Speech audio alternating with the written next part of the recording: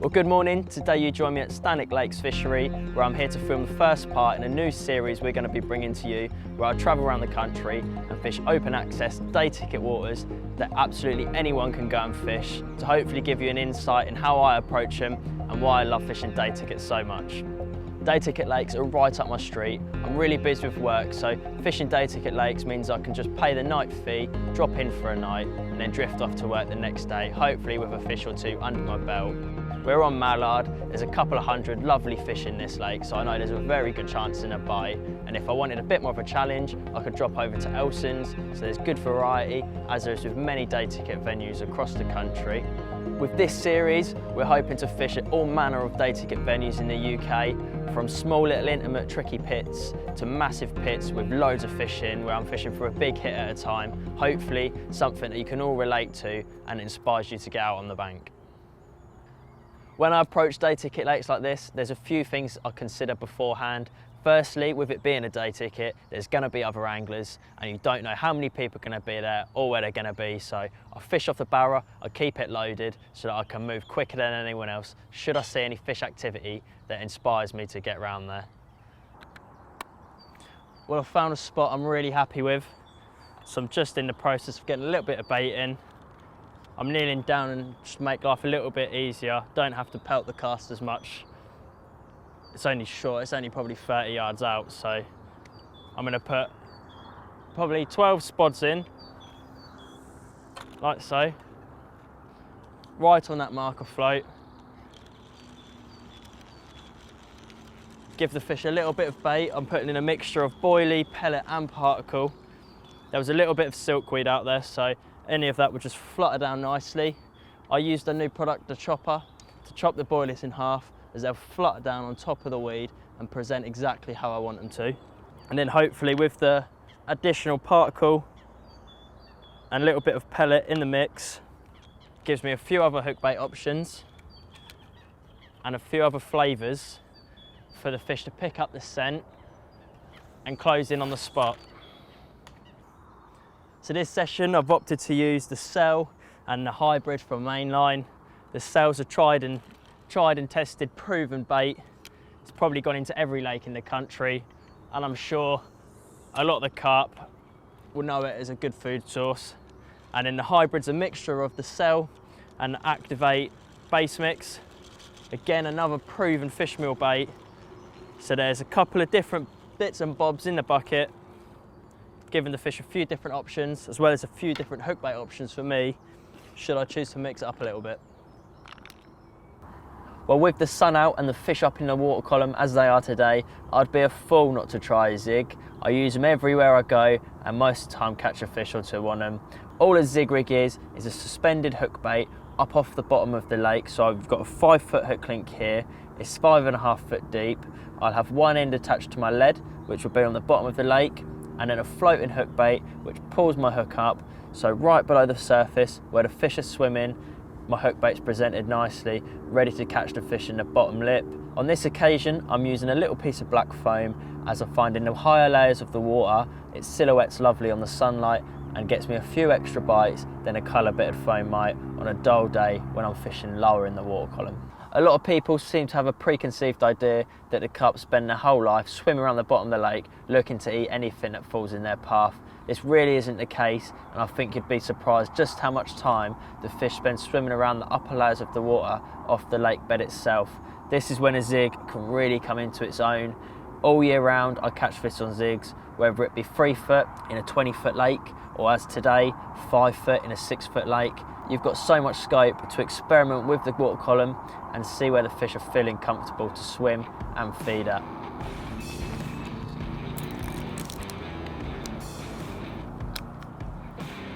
Well, we're into a fish. Just seen it, not far out. I'd put a couple of Zigs out. The fish weren't having it on the top, but they were definitely up in the water, so I knew Zigs would be the way forward. This one's trying to get under a tree to my left. Looks like a nice clean fish. You can see the lead clips ejected the lead, so I'm in direct contact with the fish, which makes for playing the fish a lot nicer. Just shows I had my Zig hook bait set up at the perfect depth. right where the fish are cruising. Probably only been out there 20 minutes. I'm trying to keep quite low as I play the fish just because the fish aren't very far out. So by staying low, any fish that are 3 or 4 rod lengths out where they've been cruising should be quite happy to stay there.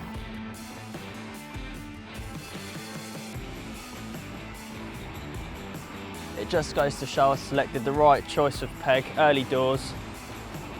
A bit of patience setting up, making sure I went in with the right tactics. And this rattled off. It's almost beaten. Lovely little mirror.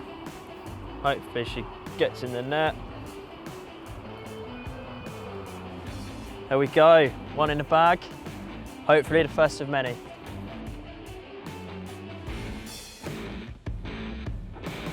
Well, there we go, 17.5 pound. A lovely mirror.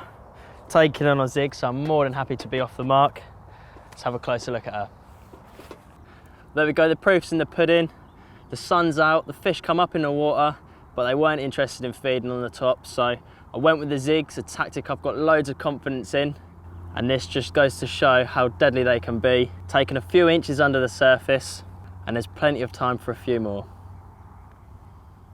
If you're new to Zig fishing, I'd suggest getting yourself down to a highly stocked pit where there'll be a lot of bites on the cards so you can get your confidence up and then take it onto the more challenging waters. When you're Zig fishing, there's a couple of factors which need to be considered. Firstly is the depth of water you're fishing in. I'll find an area or a spot I'm happy with, make 1 or 2 casts with a marker float just to make sure I'm confident in the depth I'm fishing, and then I'll decide what depth to set my Zigs up accordingly. Once you know how deep the lake is, the next thing to think about is the weather and whereabouts in that water column the fish will actually be sitting or swimming round at. Generally on sunny days like today, the fish will be in that top third of the water column. On duller, more overcast days, in the middle third, and then in the winter when the temperature's a lot colder, they'll spend their time closer to the bottom, just 2 or 3 foot off the lake bed. With 1 rig positioned perfectly in the water column, it can be worth more than 3 rigs on the bottom when the fish simply aren't having it. I'm sure if you get out there and you give Zigs a go on the right day, at the right time, that will definitely put more fish on the bank for you. As with all day ticket lakes, it is vital that you listen to the bailiff as they can give you a bit of information which might help you land an extra fish or 2. I've just spoken to the one here at Stanwick and he said a lot of the fish have been coming out on the bottom, so I'm going to give it just another hour or 2 and then drop my rigs onto the deck, which should hopefully produce a few more fish.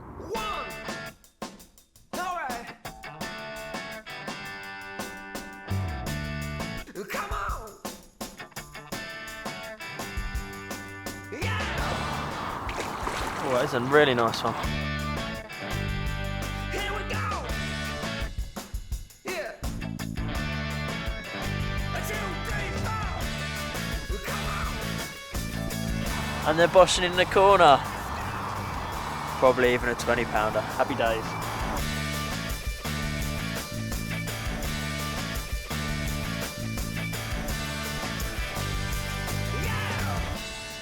Well, there we go. What a long, lean fighting machine. 21 pound.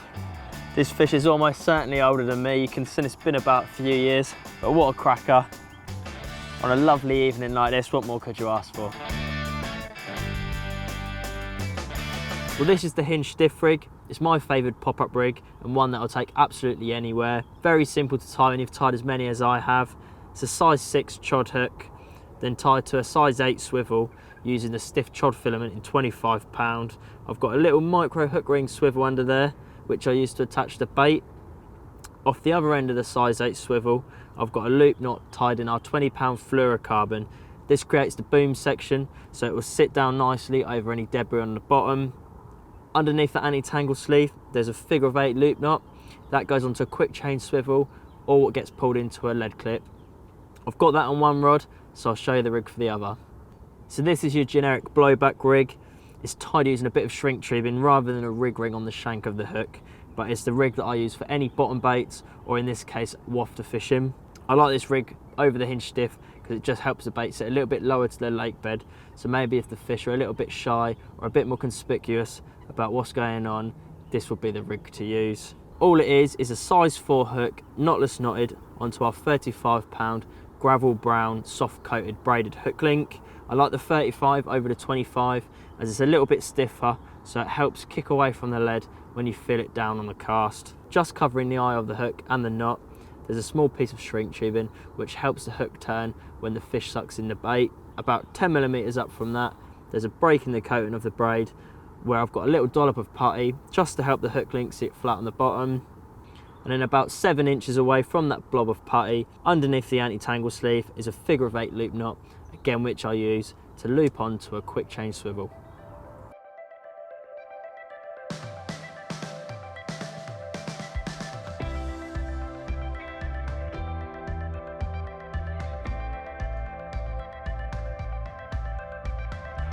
Well, if your rods are on the money, you can always rely on a bite at first light. This one come to my hole in the weed spot that I baited yesterday morning on arrival, left for the day and then put a rod on in the evening. Rattled off this morning, so the rod has been out there a fair few hours with this gorgeous chestnut common.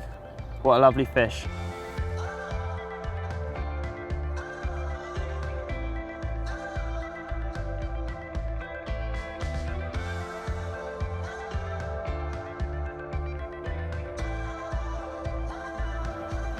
Lovely jubbly. 19 pound, 14 ounces. This fish is covered in little bumps, which tells me it's getting ready to spawn. It's definitely a male fish, but what an absolute cracker. Not gonna keep her out the water too long because it's a hot day. Slip her back.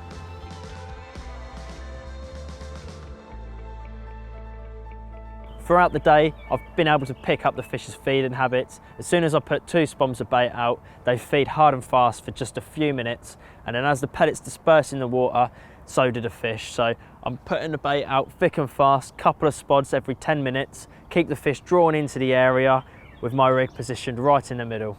Well, this is my floater setup. It is super simple, but super effective, as most of my rigs I like to think are. I've got a 10-pound main line through to one of our quick change swivels. Threaded over my main line though is one of these XL bolt bubbles. What you do is you fill that with water and that gives you the casting weight and the weight to help set the hook when the fish picks up the bait, so you don't have to stand and strike. Off the end of that quick change swivel, I've got about 4 foot of an 8-pound monofilament. That's clear in colour, so it's super invisible on the surface of the lake, so the fish shouldn't suspect a thing. Down to the hook end, I've got a really small size 10 hook, knotless knotted on, with a little trim down pop up as a hook bait, just to imitate a floating dog biscuit. With these XL size bolt bubbles, I've caught fish at over 80 yards. Today I'm fishing a good 60-70 yards with ease, and that's with a crosswind, so I'm sure in the right hands these could be punched well over 100 yards.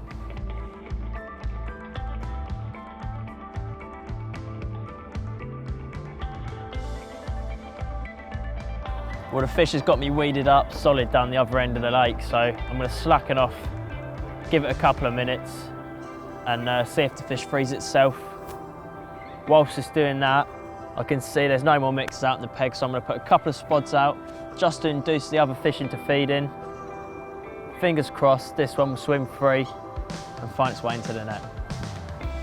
Something that I picked up several years ago was, rather than using the clutch to play fish, using the backwind function of the reel. There's a couple of reasons for it, mainly because it helps reduce the line twist, which means your line will last a lot longer. And also I like to be in control. I can control it either literally winding back as I am here, or I can just control it with the line guard using my finger, like so. So the fish here has gone on a mad run. It's now probably 80 yards away, not stopping anytime soon. When you're using light hook links, light line, small hooks, you do have to play them very, very carefully, especially on weedy lakes like this one.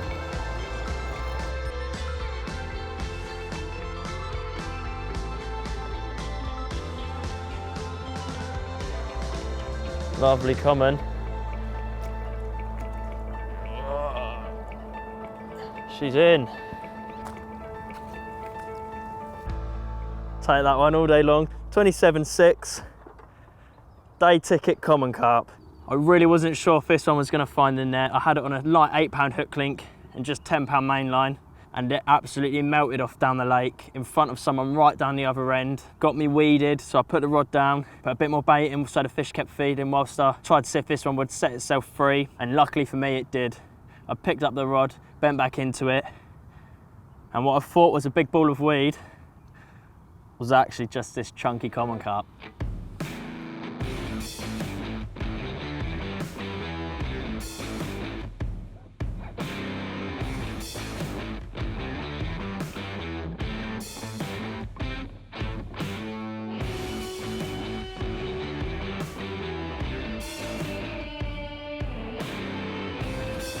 He's beaten now, real old common this one. In the net. That looks like a cracking old character. It's very important that you fill up the bucket of water before every fish.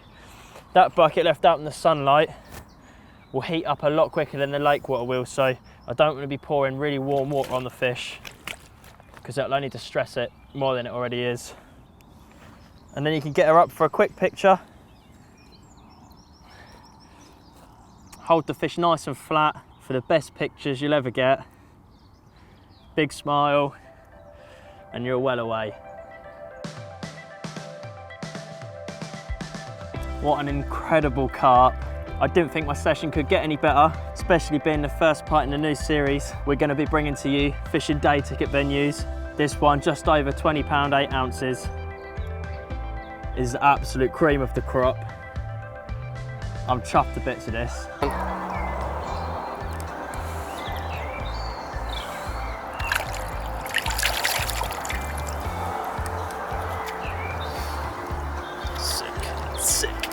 Sick. Well, that's it. My 48 hours is up here at Stanwick Lakes. I've had a quality session with 9 fish, topped off with that gorgeous £27 6 ounce common, as well as that £20 zip linear that I had yesterday evening. I've worked at it, I've caught on zigs, off the surface, on pop-ups and on wafter rigs. So it just goes to show being proactive and really working your swim will put more fish on the bank. The barrow's loaded, I'm going to chuck it in the van and get off to work, but it won't be long till I'm on the banks of a lovely day ticket venue again.